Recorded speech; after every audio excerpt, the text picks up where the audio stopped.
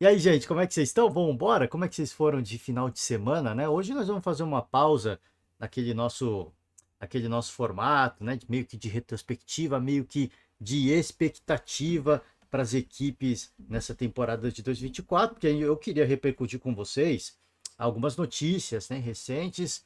A primeira dela, a primeira delas, né, o adeus ao Zagallo, esse mito, esse ícone, essa lenda do nosso futebol. Falar também do novo treinador da seleção brasileira. Aconteceu.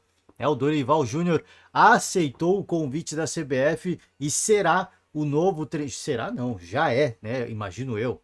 Será? Ou já é? Não sei. Mas será o novo treinador da seleção brasileira? Como é que fica o São Paulo? O novo patrocinador do Corinthians, né?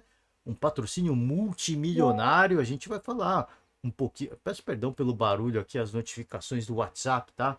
Tentei desligar aqui, mas eu sempre reativo e aí quando eu vou gravar eu esqueço de desligar. Então, pedir desculpas aqui, vamos embora. Bom, primeiramente, a gente tem que deixar a nossa singela homenagem a essa lenda, né, do nosso futebol, Zagallo. Olha, talvez os jovens não se recordem, mas eu não sou um garotão, mas também não sou, com o perdão da palavra, um tiozão, né, com todo respeito. Mas eu vi parte da trajetória do Zagallo, né? E para quem é da minha época ali, anos 80 anos 90, né? De repente, anos 80 eu acho que é muito jovem, né? Não dá para contar, né? Mas anos 90 é o tal do jargão, né? Vocês vão ter que me engolir. Do Zagallo é algo absolutamente lendário, né? Ele ali é um momento de desabafo, ele estava muito nervoso, mas virou uma frase icônica e lendária, lembrada até hoje, citada por alguns outros esportistas em situações muito semelhantes, de muita desconfiança. Então, deixando os créditos aqui, primeiramente ao Globoesporte.com, onde a gente vai fazer aqui o nosso giro pelas notícias esportivas, tá? Deixar o crédito aqui para o Bruno Murito e o Rafael Zarco, onde a gente pega aqui essa matéria sobre a morte do Zagallo, morreu por falência múltipla de órgãos e estava internado desde 26 de dezembro, tá? Ex-técnico, jogador. Se a gente falar de um esportista, né? De um cara que viveu o futebol, o Zagallo, ele é o único de um atleta, né? De atleta e ex-atleta. Vamos falar de futebolista, né? Não esportista, futebolista, porque eu vou falar de Copa do Mundo. O Zagallo é o único na história do futebol que tem 4 títulos mundiais, né? Como jogador, como treinador e como coordenador. Então ele é um cara absolutamente lendário, tá? Vou falar essa palavra mais de uma vez porque muitas pessoas não o conhecem. Quando a gente fez a nossa homenagem ao Rei Pelé, e naquela altura eu confesso a vocês que eu me emocionei demais, tá? Não chorei aqui quando gravava o podcast, mas fiquei bastante emocionado ao rever os grandes lances do Rei. E quando a gente para ver as imagens do Zagallo, para mim é um sentimento de nostalgia muito bom, né? Muito bom. Não era nascido em 58, 62, 70. Em 94 eu já era nascido, mas ainda muito jovem, né? Não entendia muito bem o que estava acontecendo, mas eu me lembro um pouquinho daquela campanha do tetracampeonato, me lembro da célebre frase: vocês vão ter que me engolir. Então, cara, que a gente só pode deixar. Na época do Rei Pelé, né? Da morte do Rei, a gente até rodou um vídeo com alguns lances. Fiquei com medo de tomar um strike, né? Fiquei com medo de tomar uma chamada ali de direitos autorais. Tomei, viu? Eu não falei isso aqui, mas eu tomei, mas foi liberado, né? O conteúdo tem. Não tomei não tomei uma advertência, mas me avisaram. Tomei, depois de alguns dias, recebi uma notificação ali de que era um conteúdo com direitos autorais, mas estava permitido.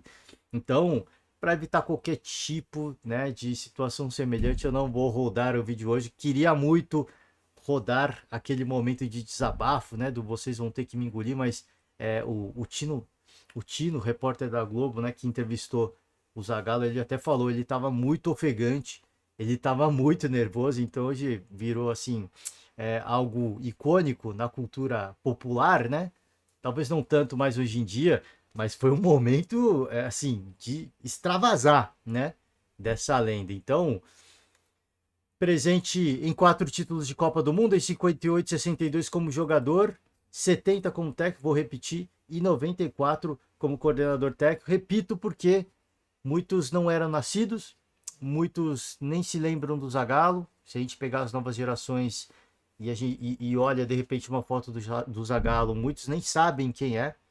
Então a gente faz a nossa singela homenagem a esse ícone, esse mito, não só do futebol brasileiro, mas do futebol mundial, né? Diversas lendas reconhecendo o treinador, o que ele representa, a paixão que ele tinha, não pelo futebol, mas pela seleção brasileira, né? Era um aficionado, era simplesmente um cara que não tinha mais nem menos, né? O Zagallo como treinador, e talvez por isso não tenha continuado exercendo nenhum tipo de cargo ali dentro da CBF, e também porque os contatos mudam, né? Os personagens mudam, mas também porque é um cara que era ou tudo ou era nada. Né? A partir do momento em que ele vestia a camisa da seleção brasileira, ele vivia aquilo intensamente, e talvez, se a gente parar para pensar, e isso é uma crítica que até eu faço aqui no nosso podcast, né? As gerações recentes da nossa seleção, né? Os jogadores atuais, falta um pouco dessa garra, dessa paixão, dessa vibração. São caras muito profissionais, né? Não estou dizendo que falta profissionalismo, mas essa forma de viver o futebol, de lidar com os jogadores, apaixonada, vidrada e até um pouco maluca que tinha o Zagallo, é uma coisa que os jogadores que vêm da Europa, eles perdem um pouco desse costume, né? Se torna algo estranho e talvez seja algo que, hoje, para o futebol moderno, seja algo que não case ou que desagrade muita gente, né? Talvez sim, talvez não, eu não sei. É apenas uma teoria. E volto a repetir, talvez seja um dos motivos, óbvio, volto a repetir, mudam-se os personagens, os contatos, né? Mudam-se empresários, talvez, e não estou sugerindo absolutamente nada, só estou dizendo que às vezes um personagem como o Zagallo acaba perdendo espaço por essa forma tão apaixonada que ele dá com as situações, sendo um treinador, sendo um coordenador técnico. Então, acho que não precisamos, se a gente falar em seleção brasileira e treinadores brasileiros, não precisamos ser como o Zagallo, mas eu acho que falta um pouquinho mais de Zagallo em todo mundo, né? Assim, na forma como, se a gente olhar para a seleção brasileira e almejar um hexacampeonato, eu acho que falta um pouquinho. Eu acho que todos precisamos de um pouco de Zagallo, né? Os últimos campeões mundiais foram europeus, é verdade, né?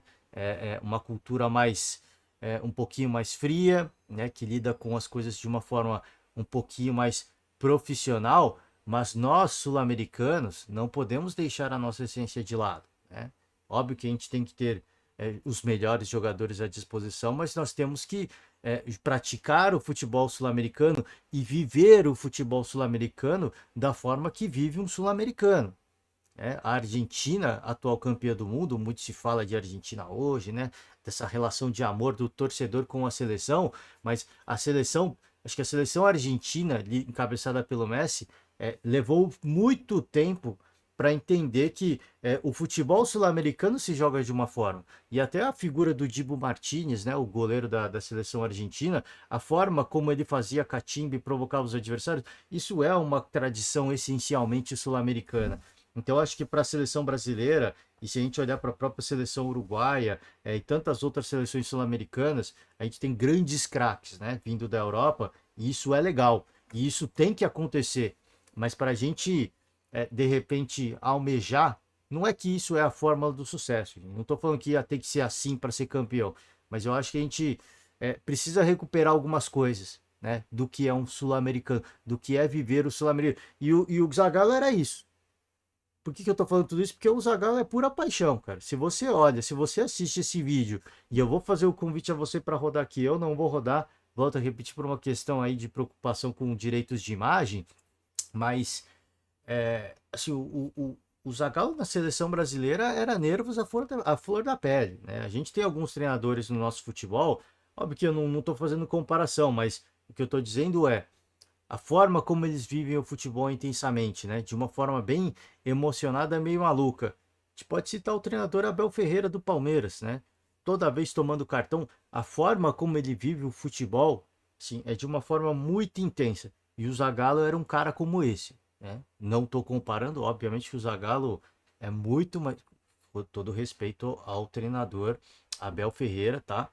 Melhor treinador em atividade no Brasil hoje, para mim, e já é o maior treinador da história do Palmeiras. Para mim, tá? Para mim, isso é uma opinião pessoal, mas é longe de querer comparar, né? Acabamos de citar aqui. O Zagallo tem 4 títulos mundiais, né? Dois como jogador, um como técnico e um como coordenador técnico. Então, eu acho que às vezes falta um pouco disso. A gente critica muitas vezes as declarações, os depoimentos, os relatos, o comportamento à beira de campo do Abel Ferreira. Mas às vezes eu acho que falta isso. Você viver o futebol de uma maneira intensa, porque o torcedor vive isso na arquibancada. E o torcedor se decepciona quando dentro de campo ele vê um time que não reflete, que não representa os seus jogadores. Hoje, quando a gente fala de seleção brasileira, eu vejo muitas pessoas falando: a seleção não me representa. Essa seleção não me representa. E não é porque os caras são apáticos ou porque eles não são profissionais, é porque eles não se veem. Né? Quando eles olham para o cara, para o jogador, para o atleta dentro de campo, eles não se vê. Ele falou assim: eu não me identifico com esse cara. Esse cara, para mim, joga na seleção brasileira, mas não é brasileiro. Eu não me identifico. Essa seleção não me representa. E acho que falta um pouco disso, né? Dessa paixão, dessa vibração, dessa devoção que é o Zagallo, tá? Então, fica aqui a nossa singela homenagem. Você que não o conhece, eu faço o convite a assistir vídeos, documentários, matérias, buscar notícias, os feitos, as grandes conquistas, os relatos, né, as entrevistas, porque realmente era um cara diferente. Assim, é um cara diferente. A gente sempre vai fazer a nossa homenagem aqui para os grandes ídolos, para os grandes craques e para as grandes lendas do nosso futebol, porque para mim, cara, relembrar a história é a melhor forma de você, de repente, se conectar com o presente e entender o que é preciso para o futuro. Né? Então, assim, se a gente, eu estou aqui apenas falando de seleção brasileira. De repente, o que é preciso para a gente voltar a conquistar uma Copa do Mundo? A gente não precisa de mais jogadores. O que a gente tem de talento individual é absurdo, né? É absurdo se a gente olhar assim, mundo afora, talvez cara, o Brasil deve ser um dos maiores, se não ainda o maior celeiro de grandes craques no planeta Terra. Agora, por que que não se ganha uma Copa do Mundo? Vai muito além de ter os melhores jogadores, vai muito além de colocar em campo os melhores jogadores, o melhor treinador, o melhor coordenador técnico, os melhores profissionais de saúde. Vai muito além disso. E por isso que eu gosto de olhar e relembrar o passado, porque às vezes a gente olha, quem vive de passado é museu. Para mim, eu concordo com essa frase, eu concordo com isso. Mas, às vezes, olhar para trás, poxa, falta aquilo que a gente tinha em excesso. E falta isso. Né? E falta isso. E falta alguma coisa. Eu acho que todo mundo, quando olha para a seleção hoje, olha e fala: falta alguma coisa. Você que não conhece o Zagallo, se você procurar as entrevistas, as matérias, né, os relatos, eu acho que você vai ver algo que talvez você olhe e fala: cara, eu acho que falta um pouco disso na seleção brasileira. Tá? Falta um pouco disso. E pegando carona, né, já que a gente está falando de um grande personagem, né, do nosso futebol brasileiro e que tão bem representou a camisa amarelinha, a gente vai falar do novo treinador da seleção brasileira, o Dorival Júnior, tá? Aceitou o convite da seleção brasileira e ele pediu para que a sua decisão fosse respeitada e eu acho que tem que ser, tá? Um cara que foi muito injustiçado. Dorival, eu acho que foi muito injustiçado nos últimos anos da sua carreira e apenas 2 últimos anos talvez ele tenha sido reconhecido como o grande treinador que ele sempre foi, né? Que ele sempre... O grande problema do Dorival, e é uma coisa que eu já tinha falado aqui, tá? Eu vi o Dorival como um grande treinador, falei isso já, eu acho que quando ele foi pro Flamengo, se eu não me engano. Eu acho que eu falei quando ele foi pro Flamengo. O grande problema do Dorival é que ele sempre aceitou condições de trabalho muito difíceis. salvar um time de um rebaixamento, reestruturar um time em uma tempestade, como foi no Flamengo. E por esses motivos, o Dorival ficou famoso como um treinador para apagar incêndio, né? Não foi reconhecido como um treinador para fazer um trabalho autoral, para fazer um planejamento, para montar uma equipe campeã. Não, ele sempre foi reconhecido como um treinador que vai apagar um grande incêndio. Ele chegava nos ambientes e ele de fato apagava os incêndios, mas ele nunca era visto como uma opção para longo prazo. Isso foi. E aí vinha uma crítica minha, né? Pelo que ele fez, ele ter deixado o Ceará para ir no Flamengo, deu muito certo, e por ele ter aceitado o trabalho no São Paulo, né? Naquela altura eu também fiquei muito, fiquei chateado pelo treinador, não como a escolha dele, né? Porque eu falei, pô, mais uma vez ele vai apagar um incêndio, então assim, o Dorival, ele, se ele quer apagar isso do seu currículo, ele precisa aceitar condições de trabalho que o permitam executar um planejamento, né? Elaborar assim, montar uma equipe à sua forma e à sua maneira, né? E deu certo mais uma vez no São Paulo. Mas volto aqui fazendo uma correção, antes que o torcedor tricolor fique bravo comigo. Na primeira coletiva do Dorival no São Paulo, eu falei, né? E aqui, quando eu erro, eu falo, não tem problema. Mas ali eu já me corrigi, tá? Antes que eu seja criticado, antes que eu seja criticado aqui, já na primeira coletiva do Dorival, eu já me corrigi, já pedi perdão pelo erro, que eu tinha falado que o Dorival, até o anúncio, eu tinha dito que o Dorival estava cometendo um dos maiores erros da sua carreira. E após a primeira coletiva, ele não tinha nem atuado ainda à beira do gramado, a primeira coletiva, eu falei, o Dorival está no lugar certo. Ele tomou a melhor decisão da sua carreira. Ali, naquelas palavras, no olhar do Dorival, eu vi tanta convicção, eu vi tanta verdade, eu vi tanta vontade, que ali eu cravei, cara, ele está no lugar correto. Ele tomou a melhor decisão da sua carreira. Então, ele chega na CBF, ele chega na CBF e na seleção brasileira, acima de tudo, mais uma vez, numa situação de incêndio, né? Porque o trabalho do Fernando Diniz, e a gente ainda vai gravar um podcast para falar sobre Fernando Diniz. Fernando Diniz não, seleção brasileira. E Carlo Ancelotti, né? Agora já tá, ele renovou com o Real Madrid, agora já veio o Dorival. A gente vai falar a gente vai gravar um podcast específico sobre seleção e a gente pode falar do Diniz, a gente pode falar mais do Dorival. Ele chega numa situação de incêndio na seleção brasileira. Mais uma vez, né? Ele fez isso no Flamengo, ele fez isso no São Paulo e ele chega agora na seleção brasileira numa situação bastante, eu não digo delicada, mas bastante incômoda, tá? Incômoda. Delicada não, né? Incômoda. Porque o Diniz conseguiu, né? Conseguiu uma façanha de alguns recordes negativos, né? Primeira derrota em casa em eliminatórias, né? Ele conseguiu algumas façanhas inéditas, negativas na seleção brasileira. Óbvio que não toda por culpa dele, né? É sempre bom a gente compartilhar responsabilidades, mas ele como comandante e até pela expectativa que se tinha do trabalho dele, né? Do que ele poderia fazer à frente da seleção brasileira, a crítica obviamente vai mais direcionada a ele, mas não foi inteiramente culpa do treinador, tá? A gente só fala que o trabalho, o ciclo foi horrível, o ciclo foi terrível. E eu sempre disse aqui, até antes do anúncio do Diniz como interino, gostaria muito de ter visto o Diniz na seleção. Agora a gente já viu que não dá certo, tá? A gente já viu que agora, né? Agora é história, a gente já tem os números. Mas eu dizia, eu sou mais o Dorival. Eu acho que para uma seleção brasileira, e aqui, o torcedor de São Paulo não fique bravo, mas eu dizia isso há muito tempo já, tá? Há muito, muito tempo. O Dorival, a seleção brasileira, o treinador tem pouco tempo de treinamento. E não só eu falei sobre isso, mas muita gente falou sobre isso quando o Diniz foi anunciado interino. O problema do Diniz é que para consolidar um trabalho como o do Diniz é necessário tempo, é necessário dia a dia. E ele vai ter à disposição os jogadores da seleção, os melhores do planeta, por pouquíssimos dias, por pouquíssimas semanas no máximo, né? E isso não é o bastante para você mudar uma mentalidade, porque na Europa se pratica o futebol, o tal do jogo posicional.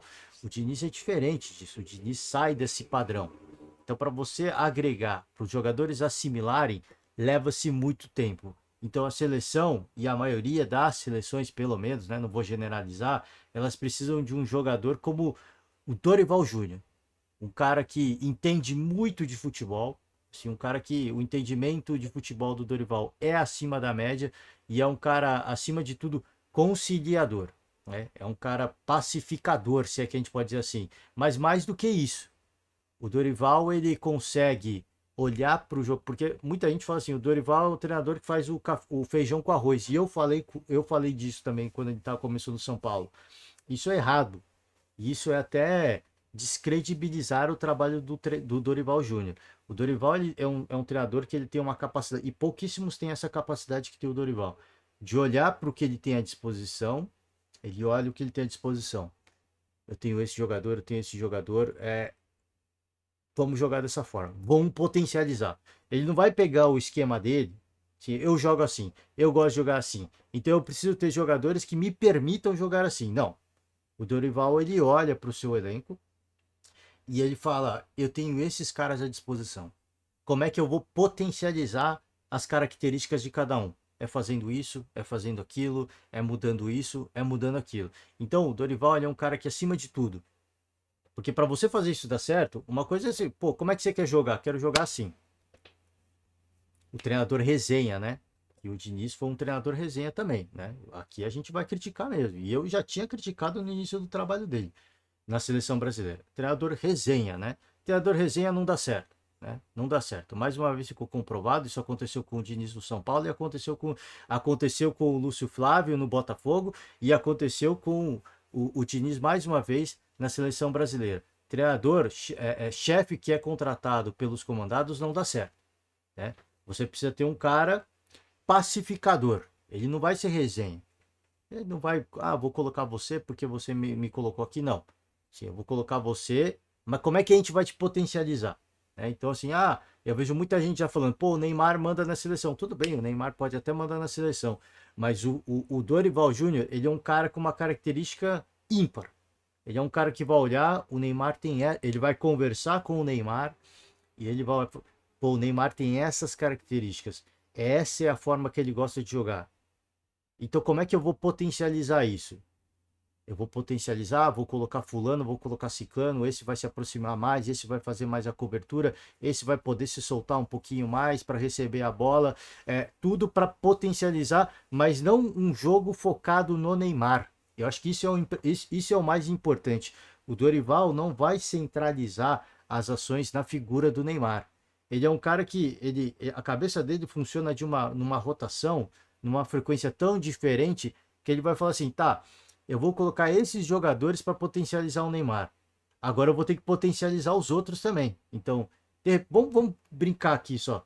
Vou colocar o Rodrigo jogando dessa forma para potencializar o Neymar, a forma como o Neymar atua dentro de campo. Mas a forma como o Neymar vai atuar dentro de campo vai potencializar a atuação do Rodrigo. E do outro lado, eu vou pôr um Vinícius Júnior, que também vai potencializar a atuação do Neymar jogando de uma forma, mas a forma que o Neymar vai jogar vai potencializar o Vini.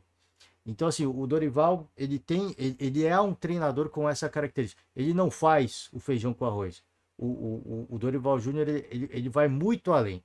O Dorival, eu sempre faço, às vezes, a comparação com o chefe de cozinha, né?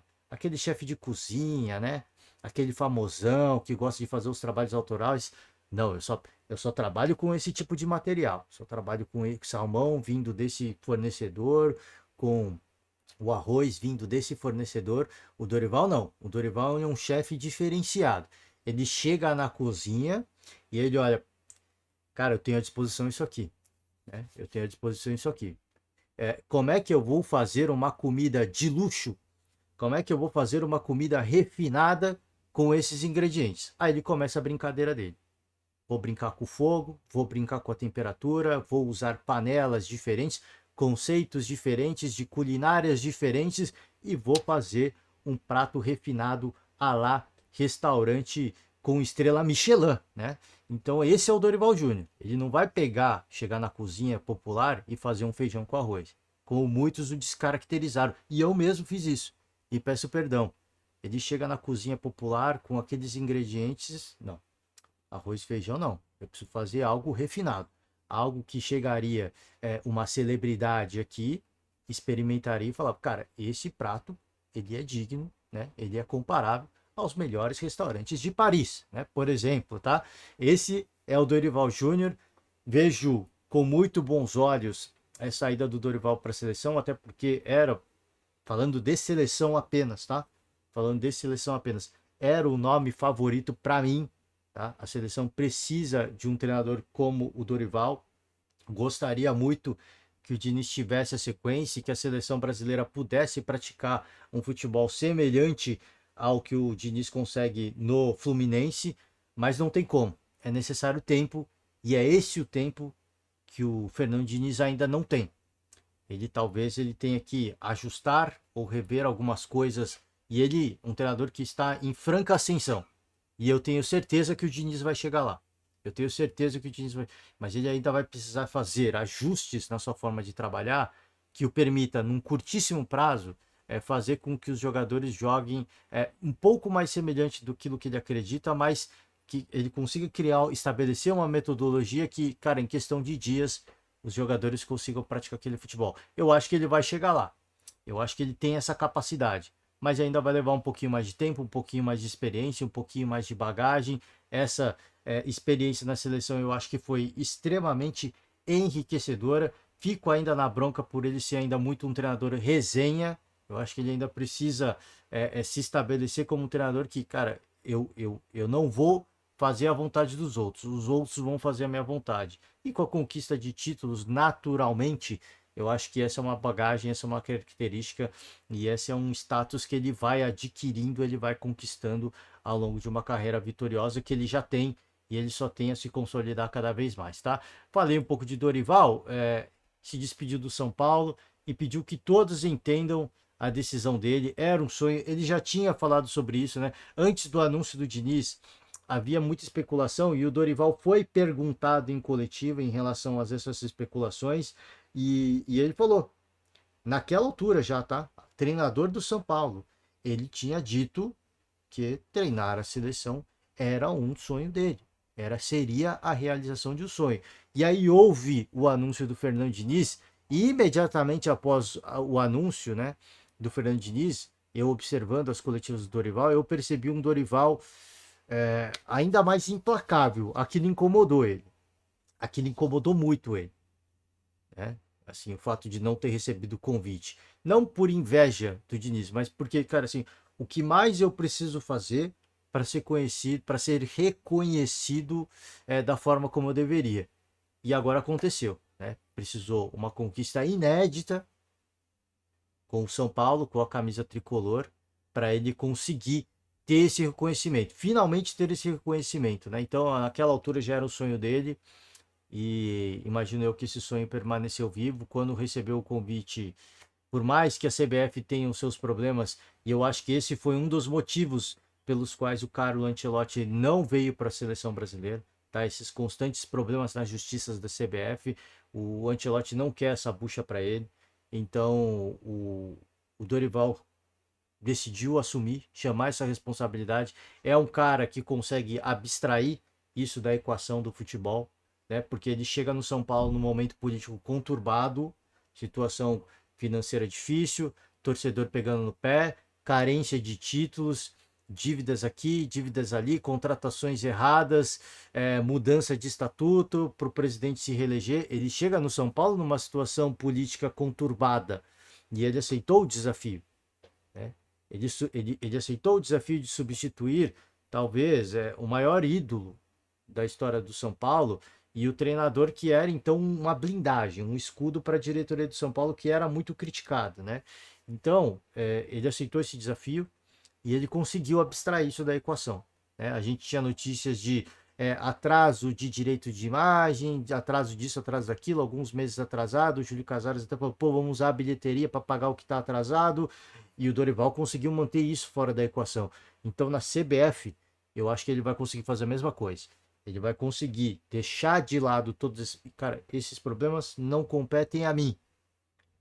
Ah, fulano tá... Isso não compete a mim. O que eu olho para a seleção brasileira, não para a CBF. Eles estão diretamente relacionados, mas Eu olho apenas para a CBF, para o futebol da seleção brasileira. Não, apenas para a CBF não, para o futebol da seleção brasileira. Então, eu desejo muito sucesso para o Dorival Júnior, desejo que ele, espero e torço muito para que ele consiga reorganizar a seleção brasileira, que está uma bagunça, a seleção, o time dentro de campo, tá? Não estou nem falando da CBF, o time dentro de campo está uma bagunça. Espero que ele consiga reorganizar. Se tem alguém que tem essa capacidade, é ele, e que ele conduza a nossa seleção à conquista de títulos, tá? A Copa América tá aí. Daqui a pouco a gente tem a Copa do Mundo, tá? Daqui a mais 2 anos. A gente vai ter Olimpíadas, não sei como vai ser, né? Se ele vai treinar, se outro profissional será escolhido para treinar a seleção olímpica, enfim. A gente vai acompanhar de tudo um pouco. O grande problema fica para o São Paulo, né? A gente gravou o último podcast falando de São Paulo e eu falei, cara, muito do ano do São Paulo eu acho que depende da permanência ou não do Dorival Júnior. Porque, cara, esse foi o treinador que ajudou o São Paulo a conquistar o último título que faltava na sua prateleira de troféus. Então, o São Paulo hoje é campeão de tudo, também muito graças a esse personagem, muito graças a esse treinador. Quem que vai vir? Eu já vi matérias em relação à sondagem no Vojvoda, sondagem do Juan Pablo Vojvoda, e eu também vi uma matéria de que a diretoria do São Paulo não está em desespero, porque nos últimos anos fez boas contratações de treinadores. Eu concordo com essa leitura. São Paulo contratou o Crespo, que até então conseguiu uma conquista de Campeonato Paulista. São Paulo já estava num hiato muito incômodo de títulos, veio um Campeonato Paulista, veio o Rogério Ceni, que ajudou aí o São Paulo a chegar numa final de Sul-Americana, não conquistou o título, foi até constrangedor e vexatório a forma como o São Paulo perdeu aquela final, mas chegou numa final de uma competição e agora conquista um título de Copa do Brasil com o Dorival Júnior. Então, concordo com essa leitura de que o São Paulo tem contratado bons treinadores, tá? Questão de jogadores é outra história. É outra história, não vou entrar nesse mérito. Mas na questão treinador, o São Paulo tem contratado bons treinadores, sim. A gente não vai gostar do trabalho do Rogério Ceni, não vai deixar saudade, mas que ele ajudou a estruturar o futebol do São Paulo de uma forma que permitisse o Dorival encontrar condições de trabalho interessantes, eu acredito genuinamente nisso. Porque o Dorival fazia questão de falar nisso. Ele não precisava falar do trabalho do Rogério Ceni, mas o Dorival fazia questão de falar do trabalho que foi iniciado pelo Rogério Ceni. Então, apesar de não conquistar títulos dentro de campo, as atuações muitas vezes inconstantes e preocupantes, eu acho sim que o Rogério Ceni fez um bom trabalho de bastidor no São Paulo. Tá? Então, para mim, foi uma boa contratação do São Paulo. Então, algumas palavras do Dorival. Obrigado, São Paulo. As 3 primeiras palavras desse texto não poderiam ser diferentes e serão repetidas por mim eternamente. Ser treinador do São Paulo Futebol Clube é uma honra e uma que pude ter 2 vezes na minha carreira. Nessa segunda passagem, especificamente, encontrei um grupo de atletas guerreiros, com amor ao que fazem, funcionários dedicados e uma gestão competente, que ajudou a devolver o clube ao patamar que é seu, tá? Então fica aí uma lamentação do torcedor, alguns vão pegar no pé, alguns vão chamá-lo de ingrato, né? Porque o torcedor é emocionado, mas eu sempre faço aquele velho convite para o torcedor que eventualmente chamar ele de ingrato, de falar que o São Paulo resgatou o currículo do Dorival Júnior, de repente, porque alguns até entrem nesse mérito, não tenham memória curta. O Dorival, o São Paulo não resgatou o Dorival, tá? O Dorival foi campeão da Copa do Brasil e da Libertadores da América com o Flamengo na temporada anterior, então não foi o São Paulo que recuperou, e muito menos o Flamengo. Foi o trabalho do Dorival Júnior que recuperou e que o projeta hoje para a seleção brasileira. E que peço para que não tenha memória curta, porque este cidadão, tá? Este profissional ajudou o São Paulo a sair de uma fila incômoda de muitos anos sem a conquista de um título nacional e conquistando um título inédito, né? Um título inédito. Se hoje o torcedor são paulino, tricolor, pode dizer que é campeão de tudo, muito graças a esse personagem que pegou um elenco que para muita gente era considerado mediano para baixo e ele transformou num dos melhores elencos do Brasil, tá? Então, óbvio que fica a decepção, porque o São Paulino esperava uma continuidade e uma quantidade positiva em relação à conquista de títulos.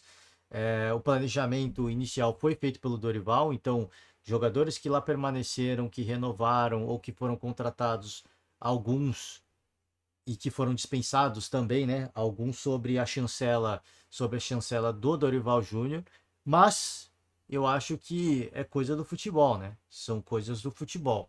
Infelizmente, todas as equipes estão sujeitas a isso, né? Quando tem um grande treinador à frente do seu comando técnico, né? O próprio Abel já foi assediado várias e várias vezes, Abel do Palmeiras, né? E optou permanecer no comando técnico do Palmeiras, mas todas as equipes estão sujeitas a isso. E eventualmente isso vai acontecer com o Palmeiras também, imagino eu, tá? Se caso algum clube, algum grande clube europeu faça uma proposta, não precisa nem ser uma proposta generosa, mas uma proposta para o Abel Ferreira, eu acho que ele vai ir. Um grande clube, tá? E aí não estou falando de ali da região do Oriente Médio, longe disso. Não estou nem falando de mercados periféricos do futebol europeu, né? Ele já esteve na Grécia, eu acho que ele não volta. França talvez não esteja muito no radar do Abel Ferreira, alguns clubes espanhóis também não, mas se vier coisa boa dos gigantes italianos, dos gigantes, de algum dos gigantes, tá? Não precisam ser Real Madrid, Barcelona, não é nesse nível que eu tô falando. Alguns dos gigantes, tem clubes gigantes em todos, seja na Itália, na Espanha, na França, na Inglaterra, aí sim eu acho que Portugal, por que não? Eu acho que o Abel Ferreira iria, né? Então, eu acho que todo clube está sujeito a isso, né? E o São Paulo, dessa vez, por ter o cara da vez, né? Falando de treinador brasileiro, acabou sendo, é, é, acabou sofrendo essa baixa, tá? Mas eu volto a repetir, eu acho que a direção do São Paulo, apesar de no início eu não concordar com algumas coisas, decisões da gestão Casares e para mim, ter sido abominável, né? A decisão da mudança de estatuto para se reeleger, mas eu acho que em termos de contratação de treinadores, pelo menos os três últimos, foram assertivos, foram decisões acertadas. Então imagino eu que a direção do São Paulo vai escolher, vai seguir nessa linha. Se vai ser campeão ou não, isso são outros 500. Mas eu imagino que vai seguir numa linha semelhante de trazer um bom treinador que tenha identificação e a cara do São Paulo, que para mim, Crespo, Rogério Ceni e Dorival, os três tinham a cara, o DNA pelo menos, né, do São Paulo, tá? É isso, gente. Eu vou finalizar por aqui. Ah, não. Ficou faltando falar de coisa. Pô, eu falei muito de seleção, mas só para passar por cima aqui, né? O novo patrocínio milionário do Corinthians, né? E o Corinthians se resguarda, né? Para não sofrer aí uma dor de cabeça, como foi o tal do caso da Taunza, né? Que de repente parou de pagar e tudo mais. Eu confio, eu acredito nisso, tá? Uma casa de apostas, né? Vai de bet, maior patrocínio da história do futebol brasileiro, 370 milhões em um contrato de 3 anos, tá? E aqui a Taunza, né, ficou marcada por não pagar 28 milhões acordados. Mas o caso da Vai de Bet, eu achei interessante porque tem algumas cláusulas que eu acho que o Corinthians está resguardado de fato, tá? Eu acho que está resguardado de fato. Deixa eu pegar aqui algumas cláusulas. Deixa eu ver se eu acho aqui. Contrato de 36 meses, existe uma multa de 20 milhões, que vai ser paga pela VaiDebet, tá? A PixBet era a antiga patrocinadora e tem uma multa. Então a VaiDebet, além de tudo, vai pagar essa multa de 20 milhões para a PixBet. Deixa eu ver se eu tenho aqui algumas cláusulas. Eu li em algum lugar, só que agora não estou achando. Enfim, né? O Corinthians. Aqui, ó. Pagamentos mensais de forma adiantada. Caso haja atrasos, o Corinthians Timão pode imediatamente retirar a marca da companhia dos seus uniformes e pode encerrar a parceria de forma unilateral, se o problema persistir. Então, acho que o Corinthians está resguardado. É uma grande camisa. Se de repente os caras param de pagar e o Corinthians rescinde, o Corinthians não teria problema algum, tá? Em encontrar um outro grande patrocinador, não nos mesmas cifras, obviamente, mas eu acho que não teria problema algum. Então, eu acho que o time está bem guardado. Enquanto a parceria durar, e a gente sabe que um problema dessa casa de aposta é que ela não quis, né? Pelo que eu entendi, não quis fazer parte aí da nova legislação, né? Das casas de apostas para atuar no Brasil, né? Que precisa se cadastrar ali para, enfim, atuar no mercado brasileiro. Mas eu acho que, independentemente, né? Da onde atua a casa de apostas, se quer pagar o Corinthians, se tem representante no Brasil ou não, acho que também é outros tantos 500. Se o Corinthians pode rescindir, eu acho que o que mais pega é isso, né? Rescindir o contrato. Os caras não pagam, pô, e contratualmente eu estou vinculado, o Corinthians podendo rescindir de forma unilateral, se assim entender que é necessário, vai rescindir e vai procurar outro parceiro, porque um clube do tamanho do Corinthians certamente encontrará um patrocinador gigante, tá? Em pouco tempo, se assim for necessário, tá? Gente, é isso, cara. Valores absurdos, tá?